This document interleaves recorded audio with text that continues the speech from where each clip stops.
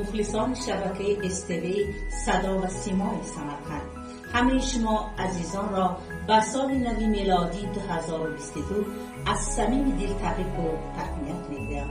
بگذار آسمان وطنمان همیشه آباد، دسترخوانمان پر از ناز نعمت و چینیت و آمال‌هایی که در دل داریم جامع عملی باشد.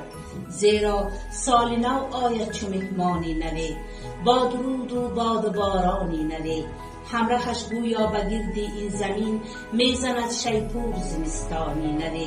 هر ملکی از آسمان ها آمده میچمد بر ارچه میدانی نوی. سال نو اقبال نو می آورد و همه صاحب یارانی نوی. سال نوتان مبارک باشد.